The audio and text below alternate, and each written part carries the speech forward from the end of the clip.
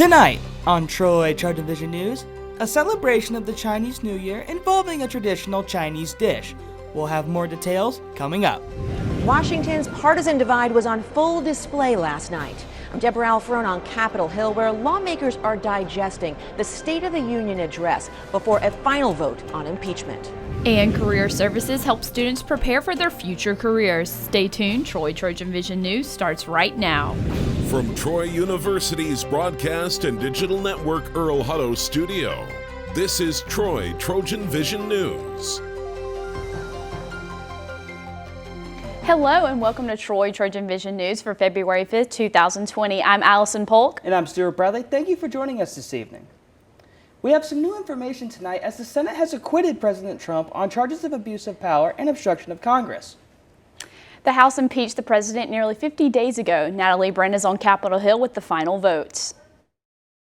The Senate adjudges that the respondent, Donald John Trump, President of the United States, is not guilty as charged. In an historic vote, the Republican-led Senate acquitted President Trump on Article 1, abuse of power, and on Article 2, obstruction of Congress. My faith is at the heart of who I am.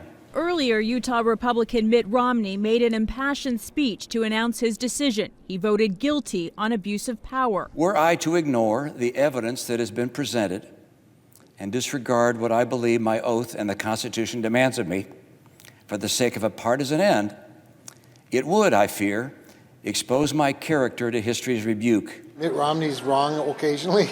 He's wrong in this case. Moderate Democrats Joe Manchin, Kyrsten Sinema, and Doug Jones stuck with their party and voted to convict the president. Our country deserves better than this. House Democrats say investigations into the Trump administration will continue regardless of the outcome of the Senate trial. House Judiciary Chair Jerry Nadler has indicated he wants to subpoena former National Security Advisor John Bolton after the Senate voted down a resolution to call him as a trial witness. According to a New York Times report, Bolton writes in an upcoming memoir that President Trump personally asked him to pressure Ukraine on investigations into the Democrats. President Trump has denied the allegations. Natalie Brand, CBS News, Capitol Hill. Troy University students typically spend their time studying on campus, but that's not always the case. Students had the chance today to learn about studying abroad. Want to go to Cuba, Argentina, London, or Greece? Well, you can, and Brady Talbert shows us how. The Study Abroad department was in the Trojan Center on Wednesday, letting students ask the question, why study abroad? Studying abroad broadens your horizons, obviously, as just to more round you as a person, but it also helps you with your future employment and your future grad school applications. Study Abroad coordinator Sarah McKenzie oversees the department that takes students overseas. She says there are nearly 20 trips planned each year for students to see the world. This summer, students can travel to Cuba, Argentina, and Uruguay. In 2021, she said the Galapagos, London, and Greece are on the table. A lot of students have never traveled before, never been to an airport. They learn to negotiate the airport. They learn to solve problems while they're abroad because of maybe a language barrier. Now, as we reported last week, study abroad trips headed to China have been canceled due to the threat of students getting the coronavirus. Right now, until there's some guidance or some direction that, that's good to travel back into that area, then there will be limitations on the travels. And because all the airlines shut down, they're not flying into China anymore, we had to cancel our trip. And also, obviously, for the safety of our students that were going there, and also for the safety of all of us for when they returned. We didn't want them to contract that virus and then come back and spread it around. Students who have questions about studying abroad can email troyabroad@troy.edu or visit the Study Abroad office in Hawkins Hall, room 037. Brady Talbert, Troy, TrojanVision News. The nursing department will be visiting London and Paris this May. The deadline to apply for that trip is tomorrow.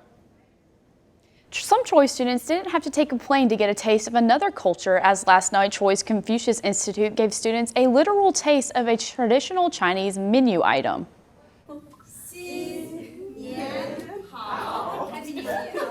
It has already been a month since 2020 began, and while we are no longer celebrating the New Year, the Chinese culture still is. The Chinese New Year, that is. That is why the Confucius Institute decided to bring some of their traditions to Troy University. Today is February the 4th, and according to the Chinese calendar, this is the very day in which the spring begins. So the year of the rat or mouse begins today. Chinese New Year is just like, I think, Thanksgiving or Christmas for Americans. It's the biggest or the most important festival in China. It's a tradition to eat dumplings during Chinese New Year in order to wish wealth for the rest of the year. And the Confucius Institute was spreading plenty of the wealth to Troy University students by help making and serving Chinese dumplings. We are having our first session of the Chinese Culture Club culture sharing sessions.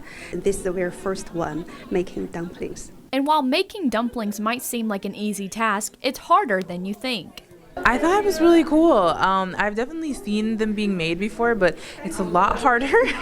Just like keeping them closed and trying to make them pretty. But I mean, it's all fun. Like you eat them anyway, so I wasn't, too hard on myself about it. I had like 20. I'm very full right now, but they were really good. And honestly, I just could taste the love and just the fun that I had with it. If you are interested in attending the next Confucius Institute event, be on the lookout for flyers on campus or visit the events calendar on the Troy University website. Troy University's Office of Career Services is a place where students can stop by and get advice on career choice or prepare for the job hunt. Well, today, students didn't have to travel to their office in Eldridge Hall to get some resume help, as Career Services made a temporary home in the Trojan Center, and Aaron Dixon shows us why. The spring semester welcomes seniors who are trying to apply for jobs and then sophomores and juniors who are trying to apply for internships. And on Wednesday, Career Services held a resume pop-up event in the Trojan Center food court to look at students' resumes. If students have a resume, they can stop by, we can check over it for them, and if they don't have one, we can give them some tips on how to get started. The resume pop-up event lasted from 11 until 1 and gave students the opportunity to make their resumes better. But they also had some tips for students who are starting to make their resumes. So the number one thing is make sure you keep it professional. So a lot of times people want to add in clip arts and borders and pictures, and we really say to stay away from that because you want it to just be very simple and easy to read. We also really encourage students to keep it to one page and try to keep it as relevant as possible to the job that you're trying to apply for. Career Services is not done for the semester as they will look towards February 19th in the Major Exploration Fair. Big event that's coming up is we're going to have our Major Exploration Fair. That's coming up on February 19th from 1 to 3 in the TC ballrooms, and it's really for underclassmen, and so like freshmen and sophomores who have a major and maybe they want to switch or they're unsure of what their major should be, they can come in, talk to faculty, talk to staff, and find out what that major is like and what kind of jobs they can get with it. If students still need help with their resume, they can schedule appointments on Handshake, or they can go to the Career Services office in Eldridge 124 for an appointment. Students can also follow Career Services on social media at Troy U Career. Aaron Dixon, Troy, TrojanVision News.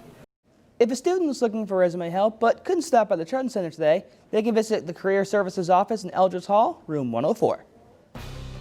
Now for news from across the nation and around the world on Troy TrojanVision News. President Trump delivered his State of the Union address to Congress last night. To a Congress that was very much divided by both policies as well as the impeachment fight. Deborah Alfron has more details from Capitol Hill. From President Trump's apparent snub of Speaker Nancy Pelosi's handshake, I don't even know if the president saw the speaker's hand, to her tearing up a copy of the speech when it was over. As far as I'm concerned, the shredder wasn't available, and so she did what she needed to do. The partisan divide was on full display last night. President Trump laid out the accomplishments of his administration and made his case for another 4 years in office. Jobs are booming, incomes are soaring, poverty is plummeting.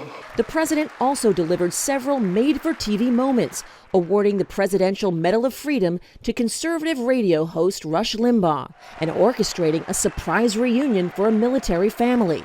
The president stuck to his script and did not mention impeachment. Today, the Senate wraps up with a final vote whether to convict or acquit.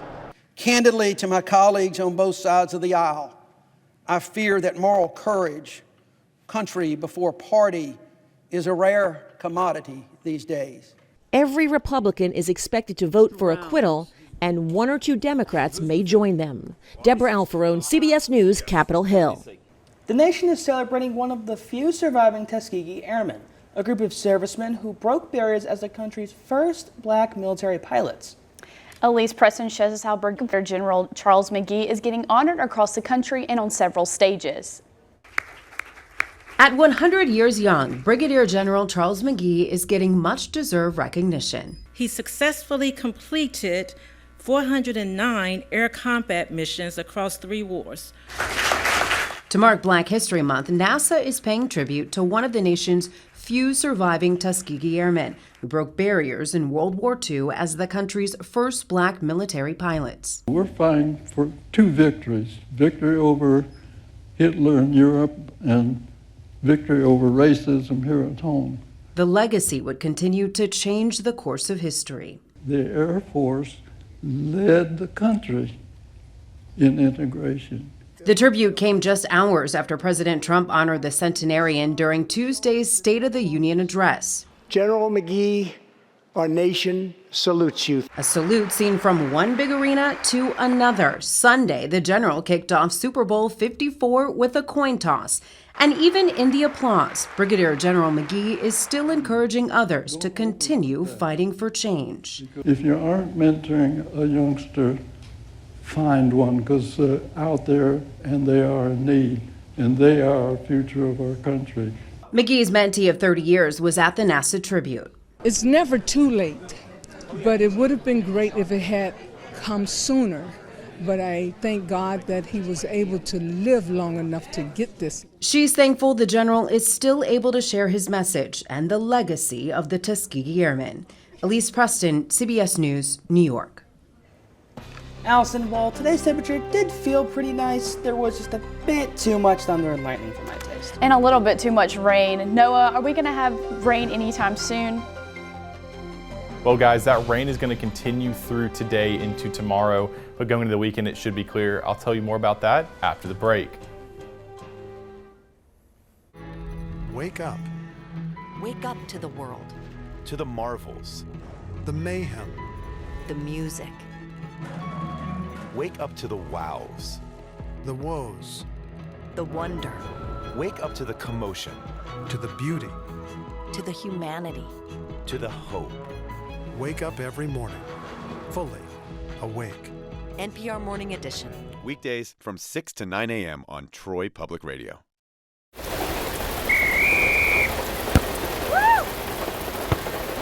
Come on! Go, Diane! Yeah, keep it going! Yeah! Go, honey! If you love them enough to drive an hour to cheer them on as they get beat 11-0 in the rain, then surely you'll check NHTSA.gov/the right seat to make sure they're correctly buckled in the back seat. Throw that ball, Diane! Woo! You got this!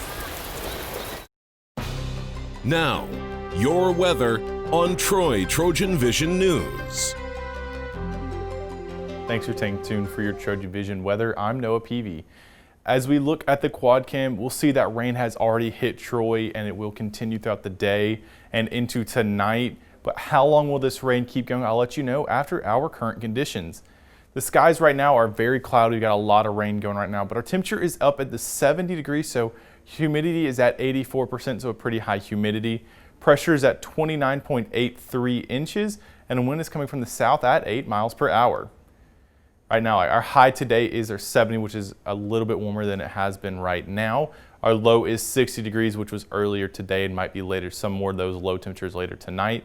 Our record high is 81 degrees back in 1957, and our record low is 11 degrees back in 1996. And we've got about one tenth of rain so far today. As we look around the state, Huntsville's at 67, Birmingham at 71, Phoenix City at 64, Montgomery and Troy at 69 and 67, Dothan at 64, Mobile at 70 as well. As we look across the southeast, we'll see that warm temperature pocket is really just around the southeast right now. However, even Texas is getting covered up with those really low 30s to 40s temperatures. So across the country, we'll see that warm air pocket is still just around us in those southeastern states as the country around us stays pretty cold. As we look to tomorrow, we'll have a lot of rain. The skies will stay covered with a flash flood warning starting tomorrow as well, so be prepared for that. On Friday, however, the skies will clear up. The clouds will go away. The rain will go away going into our weekend. Saturday, there might be some rain move back into our area. But on Sunday, once again, skies and the rain will clear up and go away. Tonight, we'll have a low of 66 with that 100% chance of rain, with winds picking up from the south at 10 to 15 miles per hour.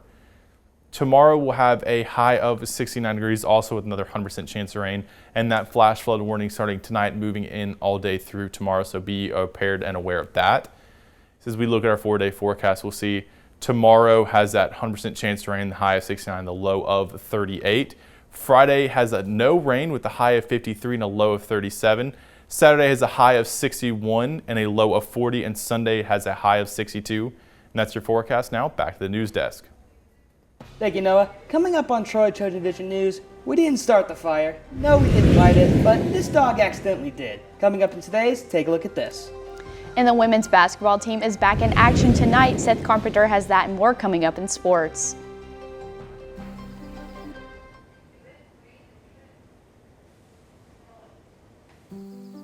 Hey, Dad.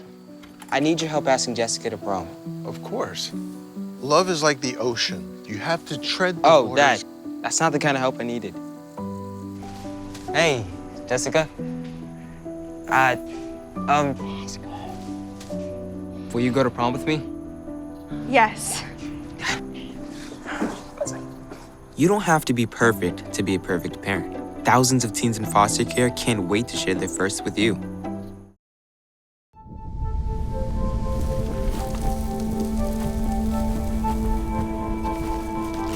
Eva Marie smoked 12,000 packs of cigarettes over 15 years. She quit, and now there's a new lung cancer screening that could save her life. You stopped smoking. Now start screening. No matter how much you smoked, early detection could save you. Talk to your doctor or learn more at savedbythescan.org.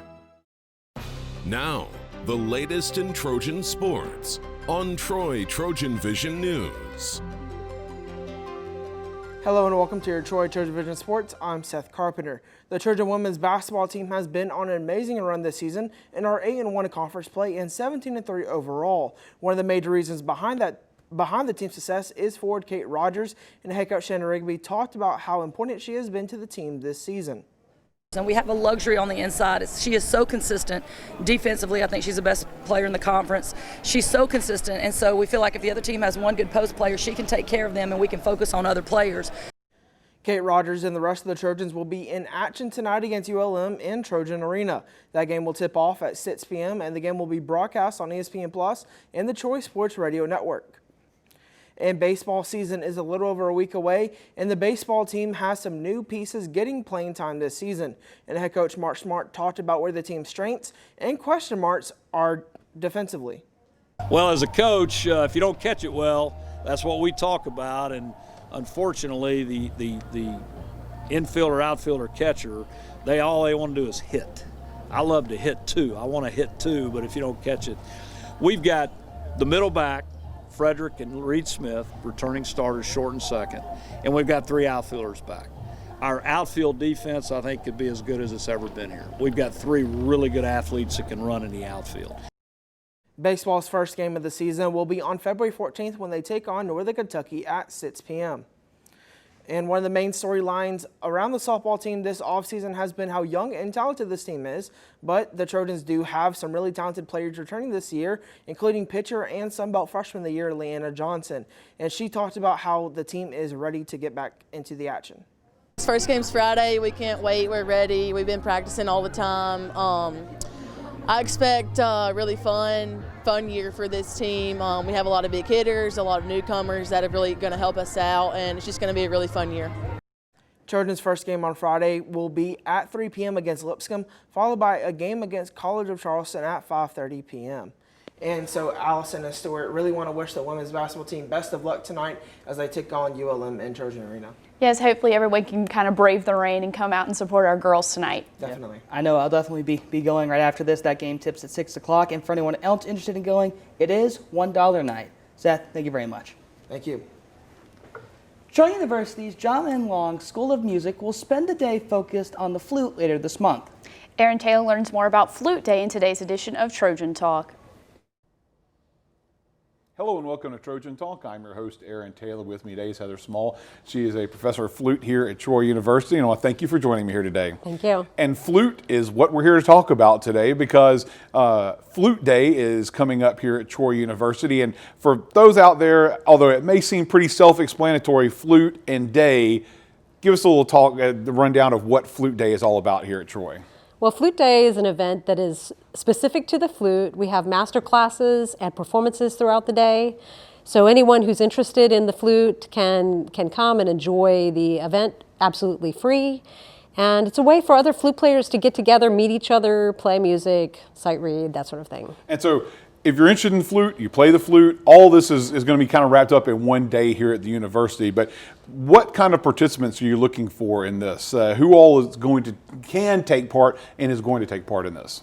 That's a good question. I would say that anybody who is from beginner to adult amateur can enjoy the day.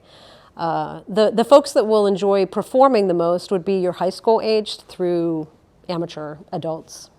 And so, and you talk about high school there, all of this is on the college campus.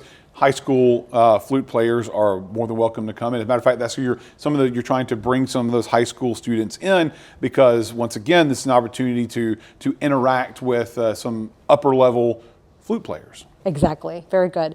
And we may even have some guests from the Auburn Flute Studio to come over and participate. So there'll be lots of college level players and opportunity, I think, for the high school players to meet each other and just get really excited about the instrument. And you talk about having a lot of flute players together at once. And so having that many people here, there's an opportunity to get all those people together to play, right? Yes, that's going to be our grand finale, actually. The final concert will be the Troy Flute Ensemble will play a set. If Auburn is joining us, they will play a set too. And then we'll have a collegiate level piece.